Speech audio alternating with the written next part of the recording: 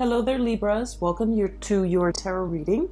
So thank you so much for joining me. I hope this video finds you well, and I hope the content is still relevant for your situation. Right off the bat, so I've done all the other signs except you guys, Scorpio and Sagittarius. Out of the 10 cards on the deck, I have 6 cards that are major arcana cards. And this is a big deal, okay? This is a huge deal because I feel like this is going to be a very pivotal month for you guys. I felt that way with the Aquarius reading and then also with the Gemini reading. So I feel like it's an air sign energy, or there's something coming through, some planetary aspects coming through that will be affecting the air signs in a very positive way, I feel, especially for this reading. And let me just say that out of the 10 cards, I have 2 cards that are about choices and options, okay? So I have here the Lover's card. The depiction is very different here, but this is the major arcana. Number 6, which is the Lover's card, choices and trust, okay? So choices, excuse me, and the 7 of Cups, choices and options, mulling over, all the things that could be, all the things that we want to come in, to manifest and to come into being for us. So both of these are about choices and options. And then I also have an energy here of temptation, okay? We have here the Shadow card, and the Shadow card is the Devil card in the traditional Rider-Waite deck. This is about things that we have a really strong affinity to, a pull towards, that we feel might not be completely good for us, but nevertheless, we are very drawn towards it.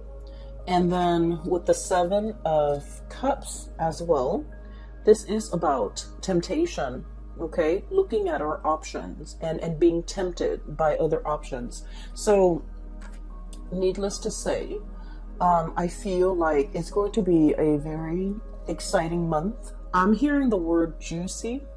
So there might be juicy gossip, juicy details, juicy, love affairs, juicy love advances, okay? And so I feel that it's going to be it's not going to be boring. It's not going to be boring at all. So let me talk to you first about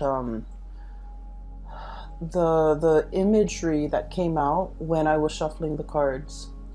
And the word that I heard was a feast, okay? And what I saw was, it looks like it looks like a scene on a boat, like on a cruise ship, long ago, like probably in the early century. So like 1911, 1920, around that time period. You have this man, he's at a dinner table at on a cruise or in a very extravagant restaurant, right? So he's got a suit on, a tuxedo, like a black and white tuxedo on. He's dressed really, really nicely. He's about 30 years old. And he sits down at a table with tablecloth. And the waiter, and I just cannot express how decadent the environment is. I mean, it's got tablecloth. It's a fancy dining place. And the waiter comes in with the wine list and comes in with the special. And the waiter is just like, what will you be having today, sir? It seems as if the waiter has seen him there many, many, many times. So this is a man that, has a lot of wealth. And he's able to afford dining at this really extravagant restaurant or venue on a regular basis. But I do see that he's there by himself. But he's able to be there. He's able to have the money and the resources in order to dine there. And the waiter's just like, what will you have today, sir? And the man says, I want everything. Okay, I want everything. And this is... So it happens that this is a seafood restaurant. That's what I feel. And so the waiter comes back a moment later, possibly like 15, 20 minutes later, once the food have been prepared. And he comes in with this platter. It's a huge platter. It's enough to feed a couple of people. but he brings it to the man's table. He opens up the lid, and you see a lobster in the middle, oysters on the side of it, oysters on the side, and then there are, a variety of dipping sauces, and there are also different platters with different types of seafood prepared in different ways. Okay, so I feel like, he's ordered a feast. He's ordered a lot of things. And he does it because he can. Because he has the wealth, and he has, the resources in order to do so. I don't see him eating it. The scene just cuts out. So, first of all, let me talk about this whole concept about a feast, okay? And I feel like it's really drawing my attention to a feast or famine type of an environment, okay? I feel like you're that man. You're that man in the nice clothing, the tuxedo, in this really beautiful, extravagant restaurant. And you told the waiter, I want everything, okay? And I feel like there might have been a period of time in your life where you wanted everything, but you couldn't have everything. Maybe out of financial constraints, maybe out of a sheer sense of discipline, or maybe the opportunities were scarce, or maybe you were operating from a place where you were, denying yourself of nice things, of extravagant things, because you thought it was frivolous, right? And so I feel this concept of feast or famine, I see a lot of people who might be in the fitness industry where, you have to present yourself a certain way. So you might have to go on binge dieting, heavily monitoring your water and your food intake. And so there might be bouts of time where you're binging a lot on certain foods to bulk up, and then there are times when you're required to drastically lose the weight or tone up or shape up in some way or some fashion. And so I feel like there were times where you had to eat, and then there were times where you had to slim down. And so I feel like it's work related for many of you. I also feel for many of you, you might have been literally working really, really, really hard. Okay, the things that you that were given to you, or I'm sorry, the things that were in your life were things that you had to work hard for, sweat and tears, the whole concept of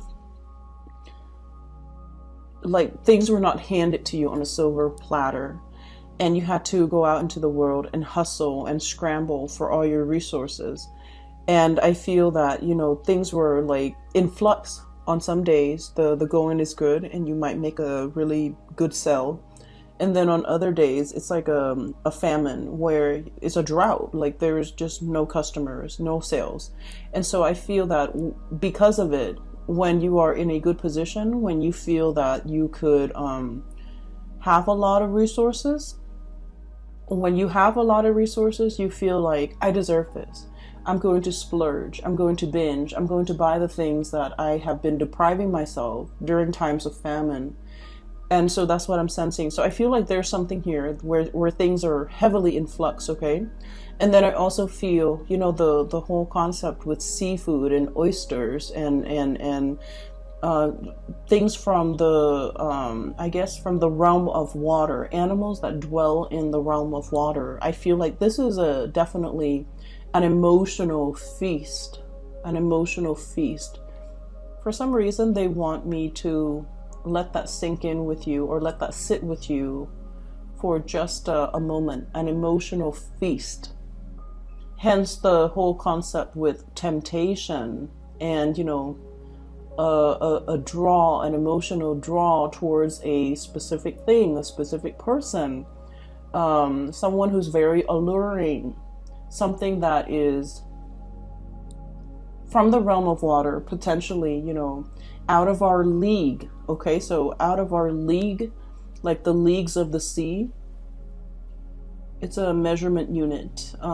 So some out of our league, or somebody who's traditionally not somebody that we think we would be able to attain, we would be able to have, and then all of a sudden they give us a lot of attention and we're just like, oh my gosh, you know. And then I'm also hearing as well, you know, with this emotional feast, I'm hearing as well, you know, like emotional eating and emotional binging, wanting to fulfill a deeper part of our emotional needs with food, with substance, with things, and an emotional void, an emotional need cannot be fulfilled with things, okay? And so that's for a very small minority, but I feel like the whole imagery is very decadent. It's very sensual, and it is also really tactile, okay? I'm drawn to the oyster, like the hardness of the shell is contrasted by the softness and you know, the softness and the sliminess of the inside, okay? It's something that is really hard on the surface, and it is very slimy in the center. I feel like you're dealing with someone like this, where they're very, very hard up. They put up a wall. They are very cold and possibly, you know, abrasive on the surface. But inside is this, you know, gooey, soft middle. So it indicates to me somebody who has a really soft heart. And I feel like the world has made them very hard. Life was hard for them. This could also be you, Libras. Okay, so I feel that, you know, you're very diplomatic. A lot of Libran people are just very diplomatic, and you show a really nice face. But I do feel that you are skeptical. Okay, you're skeptical about, you know, about people's intentions, about life. And I feel like when you're dissatisfied with something, you voice your opinion, okay? You will get angry, and you will be able to say, like, you know, exactly why that bothers you or why you're discontent. And so I feel like there might have been, you know, periods of famines where you're just like very discontent. And so we're coming into this like bubbling spring, the springtime of your life. And what I'm seeing as well is with this whole concept about, you know, that gushy center, feeling your heart soften all over again, and being able to live your life more from that heart space rather than letting that abrasive, hard, I feel like, you know, gritty, outside or exterior get to you, okay?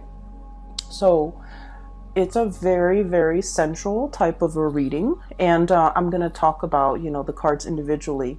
So first of all, moths to a flame. Okay, so I have here this is the Five of Cups, and it's also the firefly. Okay, so this is like a flicker of light, somebody sending out their intentions, making their intentions known, drawing attention to themselves. And especially, you know, winged animals, especially insect, they are messengers. They're all about being able to communicate. And I feel like there is an emotional message here that somebody is communicating to you, but I feel that they have that hard exterior about them. They might have been burned in the past. They might be a little bit shy. They might not know how you are responding to them. They might not know how you feel about them. They might be very hesitant about your ability. They might be very hesitant about how to initiate contact, okay? So it's not like a calling, like, you know, I can pick up the phone, or I can text you, or I can, you know, shoot you an email. It's not that simple. I feel that it's somebody who is at odds with their emotions and how they feel about you. And crowning this is the Hangman, which is waiting, a state of suspension, waiting waiting for information, waiting for a situation to turn around, waiting for some type of a breakthrough so that we understand what we need to do. And with this praying mantis, Once again, you know, female mantises, they when they copulate, they eat the heads of the male mantis, okay? And so once again, the whole concept about eating, and also I just feel like, you know, the imagery surrounding this is there's an element of risk and danger and, you know, losing face, okay, literally losing your head, losing face, not wanting to reach out to somebody and have it on read, where the other person read the message, but they don't respond, not wanting to be embarrassed.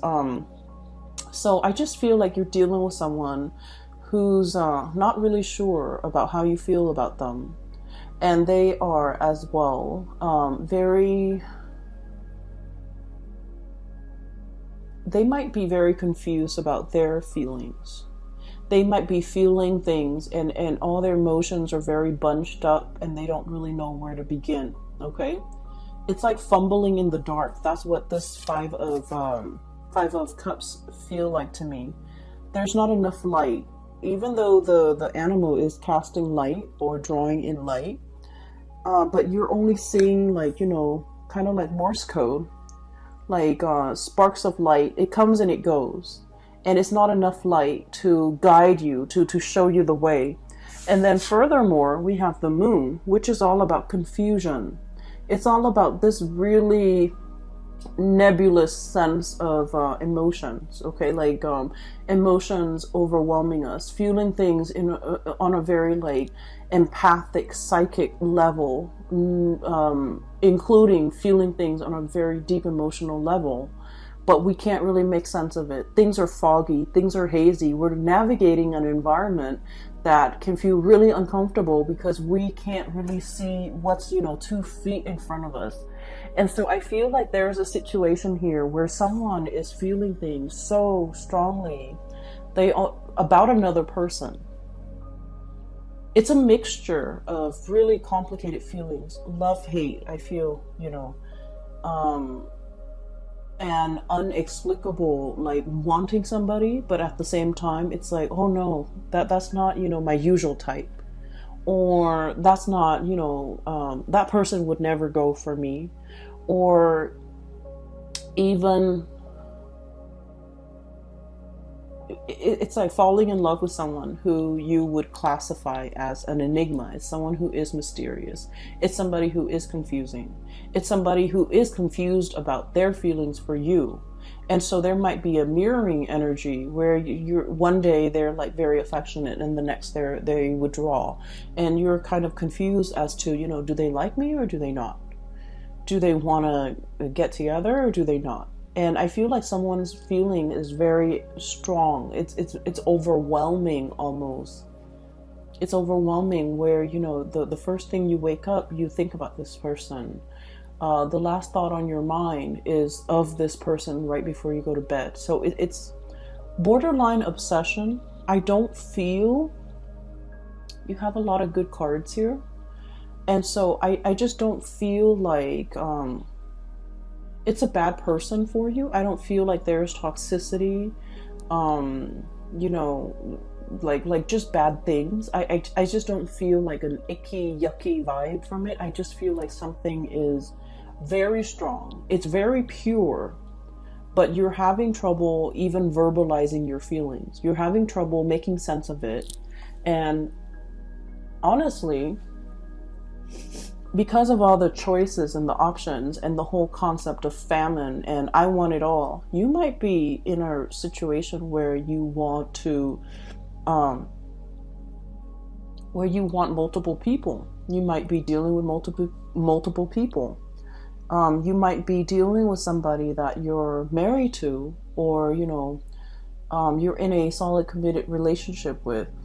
And then there's somebody else that is really drawing your attention and capturing your imagination, right?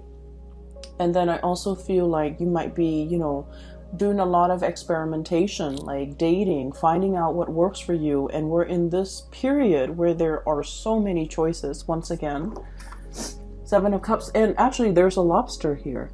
And surrounding the lobster, not oysters, but snails. Okay, so I just feel like, you're in a period where there are so many options, where there are so many choices, where there are so many possibilities. And look at those shells. They're so pretty, different colors. And you're kind of like this lobster, trying to, look at your options, weigh out your options. And so I just feel like, it's definitely, there's no famine here. This is a period of time where there are so many options in love and romance, where you're not going, the real challenge is figuring out what works for you. And as well, this is the shell depiction here, lots of choices, lots of option.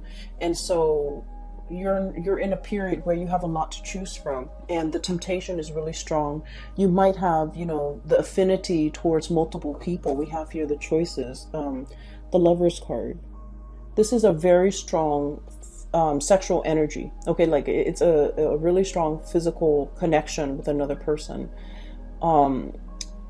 It's like finding our counterpart, being able to, it's like feeling very, very strongly passionate, obsessed, even consumed with our emotions for another person, and it flows mutually. So I definitely don't think this is unrequited at all. I feel like it is very strong, and in some ways I just feel like you're fighting yourself about how you should react. 7 of Wands, okay, holding yourself back. And I also feel like, your friends, your family members, the people who know you well might have, their opinions about this connection, about this person. And they might be telling you, what are you doing? Excuse me. They might be telling you, like, what are you doing? Why are you with this person? This is not a good match. Or, they have their opinions. Everyone has their opinions. You might be dating 2 people. And people are just like, what are you doing? Why are you doing this to 2 people? Or you might be dating multiple people, and you're okay with it because this is a period of feast for you. You understand what it means to, have gone through a period of famine, and now you're in it. You just want to indulge.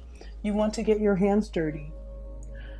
You want to embrace life. You want to take up these opportunities because, you understand that it doesn't come every day. This is not, any time of the year, any time of the day. This is something very special.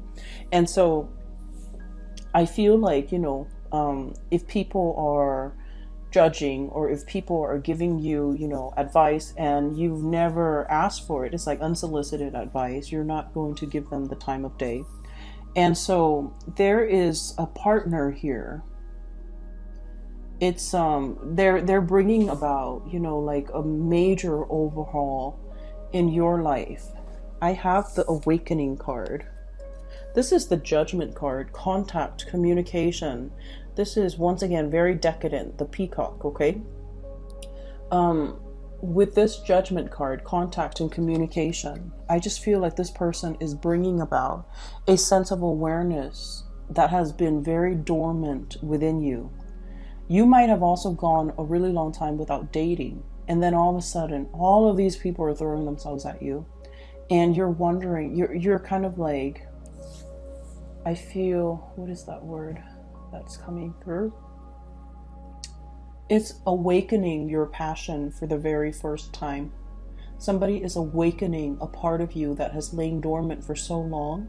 And you began to doubt that that the passion could even be awoken again. And a lot of the times, if we've been through like a really bad relationship where we got our heart shattered to a million pieces, we find it really difficult to trust in another person, to believe in love, and to go out there and find a kindred soul. But somebody is coming into the picture, and they really meet all your requirements. And I also feel like they're awakening that dormant passion within you, and it feels really good, right? Like this is a really feel good, decadent feast that's happening in front of you. I guess the advice here, of course, with all this passion and all this energy, is for us to take things slow. Okay, don't lose our sight. see things in black and white. So what this means is a lot of the times when we're in a relationship, we feel that the other person that we're in love with, they can do no wrong. We overlook a lot of bad traits, a lot of bad things that surface at the from the get-go, because we're, you know, it's puppy love. We're infatuated, and and I feel like, you know, we're willing to overlook a lot of things. So this is kind of like telling you to kind of ground yourself, keep things in perspective, and, you know, if they have faults, just make a mental note of it. Okay, don't get so wrapped up in the other person where you believe they can do no wrong. We're all humans, right? And it's not so much about the other person disappointing you. I don't feel like that's the case. I feel like a lot of the times too, Libras, we can be disappointing ourselves by putting so much faith and you know, seeing things through like a very naive lens. And we set the relationship up for failure because it's not off to a realistic start. So they're really telling you this can work. This could be the one. But you have to, you know, build this relationship very slowly, methodically, and build it on a very solid footing. So that means, you know, no matter how passionately you feel about the other person, make sure that both parties are on board with the building process. Make sure that you're not the only one putting in all the work and all the effort because you're so infatuated. Infatuation is not a bad thing, okay? It's really strong desire and passion that we feel for somebody. It's not a bad thing, but it can be a bad thing if we're letting that kind of like cover up all the potential flaws in another person because we are not seeing things in a rational way, okay? So this is very much on par with the Aquarius reading. If you have Aquarius in your chart, or if you're dealing with Aquarius, it indicates, you know, I feel like for the Aquarius reading, it's very similar energy, really similar. And if you're dealing with Aquarius, that might explain a lot, because I feel like this is a really divine union. It's a true soulmate type of a connection between you and another person, where they are awakening a side of you that that has not been there for a long time. And I'm talking like decades, I'm talking years. They're awakening something inside of you that is very spiritual in nature as well. Okay, so I can't remember the Gemini reading, but I feel like with Gemini, there's definitely temptation with the Gemini reading, but I didn't see that with the Aquarius reading. I'm seeing temptation for you as well, but I don't feel like anybody's stepping out of the relationship. I just feel like there's so much passion here and so much potential for like flirtation. And so let me talk about this. This is the Six of Cups. So, excuse me, the Six of Shells, this is the Six of Cups, okay? Peas in a pod, okay? Finding somebody who is, so the imagery of duality, right? Someone who's very different from you, but someone who's very compatible with you. Finding that kindred soulmate, finding the one. The Six of Cups is usually like a soulmate connection. We've known one another in a previous incarnation, in a previous life. And I feel like you could recently just meet somebody or meet this person, and it feels like you've known them forever. There might be a lot of synchronicities surrounding your meeting, surrounding the history. So for example, you might have lived in this city and you go through life and like no one has ever heard of the city, or you don't know anyone who has traveled there or has even lived there. And you meet somebody and they're like, oh, I know where that was. I used to live there. Or, you know, you went to a specific college, you worked at a specific company, and then it turns out that they also went to that college. They also worked at that company. But the timing was off, and that's why you never met. So it feels almost as if, you know, two souls trying to find each other, and they were in the same place but at a different time, and because of that their paths never crossed. And now in this moment of synchronicity for this month, it's almost like a portal opening, and two people are able to meet on either side of that portal, where the timing is just right, where the location is just right, where the conditions surrounding it is just right. So for example, you might have somebody that you were really in love with, and you were single, but they were not. And then all of a sudden you got into a relationship, and then you find out they're single. So you keep missing each other. But then something happens, I feel like, for this month, where the two of you are on the same page, living in the moment, in the same area, in the same vicinity, and things are able to take off. Because with this Six of Cups is sentiment and joy, and I feel like you're going to be very, very happy. And the Love card, it's duality, mirroring, but also like the finding a mate, being able to find the one who is exactly like you, finding that missing part of your soul, feeling really complete when you're with this person. And the feeling is very mutual. Okay, this is like a really strong, very, very strong soulmate type of a connection for you and this person, whoever it is. It's really wonderful. And what's crowning here is that, once again, that devil energy, the shadow. And this is about, as well, I feel like this person is going to be very transformative in your life. They're able to move you to the next evolution or the next phase of your life. And what that means to me is, I feel some of you might be in a relationship that is very toxic. You might have outgrown a relationship, and I feel that you've met somebody while you're still attached. That's what it feels like to me. And this person is like a breath of fresh air, and you're looking at things skeptically, right? Like, it's just a test, or I'm attached, I really shouldn't go there. And I feel as if you're thinking it's not real. You're thinking like, this is too good to be true, it's not real. And I also feel that you're doubting the connection. You're just like, it's happening too fast. For so long I've been in this drought, in this famine, and in this state of like parched earth, like scorched earth, where I didn't feel anything, where there was not enough abundance. And then all of a sudden it happens, and you doubt it. You doubt the connection. And there's a part of you that, is very rational, where you overanalyze a situation, and the way that it makes you feel and the way you respond to this person, it just doesn't make sense. And because it doesn't make sense, you don't trust it. And so I feel that you should let go of these things that are really holding you back, and look at this situation for what it is. All the synchronicities, all the series of events that have to kind of like play out in order for the two of you to be able to meet. And we have as well the moon. Furthermore, confusion. Okay, options, confusion. And I can assure you, this is a very good connection. You definitely should explore it. You definitely should take your time to get to get to know the other person. And you want to do it with, eyes wide open, so that you're not you're not like blinded by the infatuation.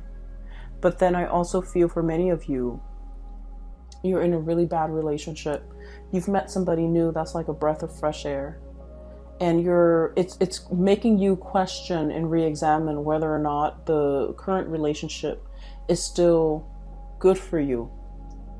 Okay, it's still good for you. So that's for those who are in like an unhappy attachment, a relationship, a marriage, or whatever it is. You're questioning its viability in your future. So enjoy this moment, whatever it is, whatever this feast is for you. I just feel, let's say this. Man's eating a lobster at a really fancy, venue, and he's wearing a suit, right? And when you eat seafood, your hands are going to get dirty. You have to use those things to break the claws. You have to, there's a lot of gunk inside seafood, right? Not in a bad way, but there's a lot of like little tidbits, juice and things like that.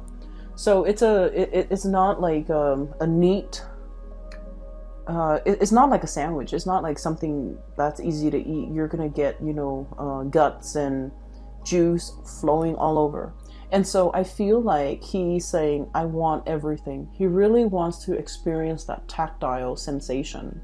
He really wants to get his hands dirty. He's willing to put in the work. He's willing to, it's not like he's on the sidelines nibbling at life. He wants the whole damn thing, and he's willing to get his hands dirty in order to get that.